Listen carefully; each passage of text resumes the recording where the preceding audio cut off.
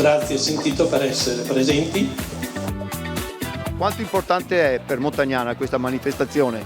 Beh, Montagnana rappresenta la culla del prosciutto veneto, sia per una lunga tradizione storica, culturale e anche per la dislocazione geografica, in quanto è proprio nel comprensorio della DOP che è compresa appunto tra i Monti Iberici e i Colli Euganei. Se pensiamo che il prosciutto veneto è ancora tutt'oggi prodotto con le stesse caratteristiche fondamentalmente del prosciutto di centinaia di anni fa, perché si produce solo con il sale e con la carne di suino. Quindi c'è questo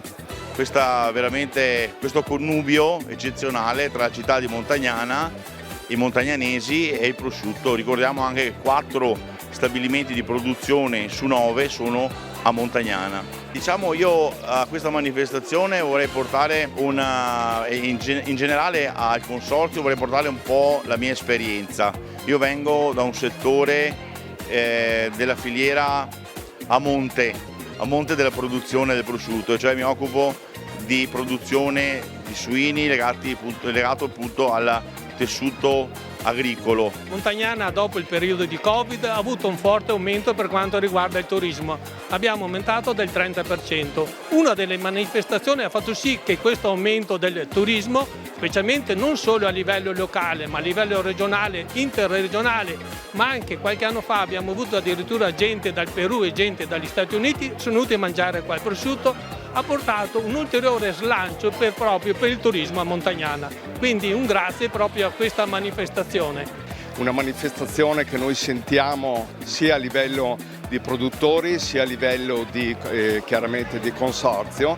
Queste sono le nostre radici, queste sono il trampolino per portare in un territorio sempre più vasto le nostre eccellenze, quindi ben vengano queste manifestazioni, un abbraccio di queste mura storiche e anche di tutte le istituzioni che vedono presenti questa sera in maniera massiccia. Quindi grazie ancora e viva il prosciutto veneto DOP.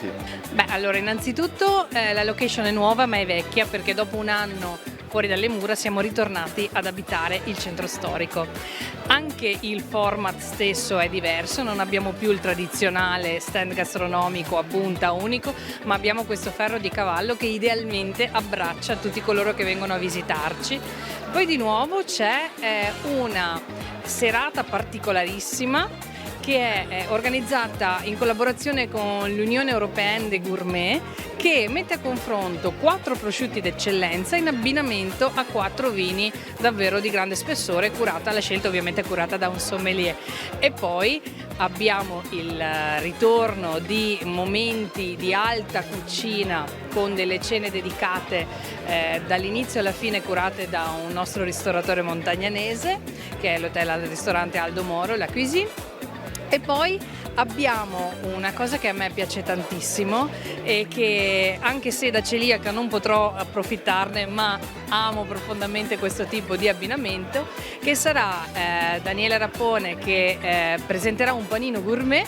Poi avremo un maître chocolatier che oserà sfidare il connubio classico dei sapori dolci mettendo un po' di prosciutto all'interno di una pralina di cioccolato. Poi avremo, le nostre serate sempre belle, positive, importanti. Quanto difficile è organizzare una manifestazione di questo tipo?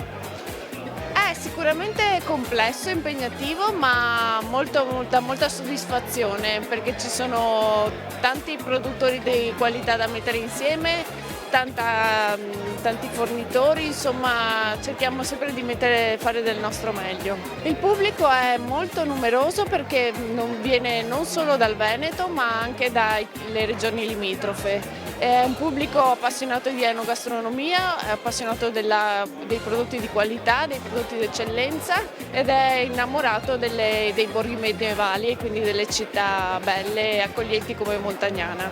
Tutti invitati a Montagnana per questa manifestazione culinaria. Certo, vi aspettiamo numerosi fino a domenica 24.